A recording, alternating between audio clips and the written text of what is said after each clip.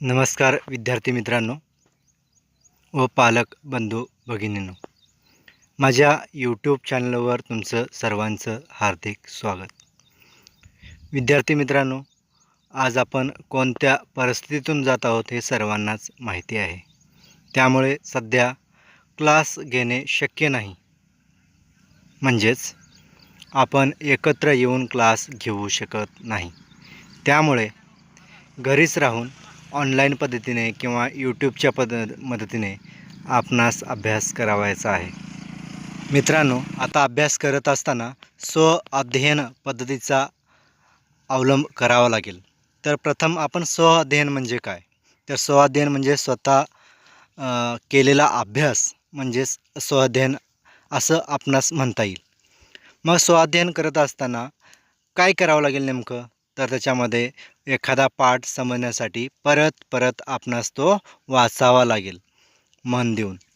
मग आपणास तो पाठ समजल्यानंतर त्या पाठाखालील असलेला गृहपाठ आपणास लिहून काढायचा आहे. त्याचबरोबर त्यामधील विचारलेल्या प्रश्नांची उत्तरं सर्व लिहून झाल्यानंतर आपल्या मनाने काही प्रश्न तयार करता येतात का, व्याख्या तयार करता येतात का, परत व्याख्या लिहून घेता येतील का, त्याच्यानंतरनं आपल्याला रिकाम्या जागा शोधून प्रश्न तयार करता येतील का, परत ते लिहून काढता येतील का, त्याच्यावरती एखादी प्रश्नपत्रिका आपणाला स्वतःलाच तयार करता येईल का, या सगळ्या गोष्टी आपण विचारात घेतल्या पाहिजेत. स्वाध्ययन म्हणजेच एखादी गाडी बिघडल्यानंतरनं मेकॅनिक तो दुरुस्त करण्यासाठी सगळे पार्ट वेगळे करतो आणि परत त्याला जोडतो.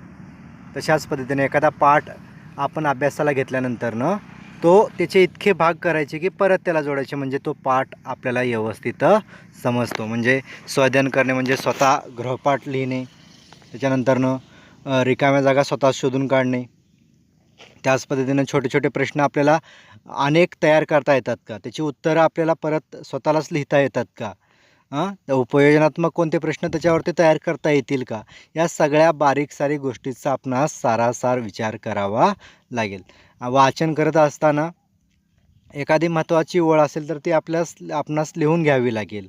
त्याच पद्धतीने किंवा पुस्तक वाचत असेल तर त्याच्या खाली अंडरलाईन करणं गरजेचं आहे. अशा पद्धतीने जर तुम्ही अभ्यास करत गेलात तर तुम्हाला तो पाठ नक्कीच समजेल. माझ्या यूट्यूब चॅनलला सबस्क्राईब करा व लाईक करा व शेअर करा. धन्यवाद.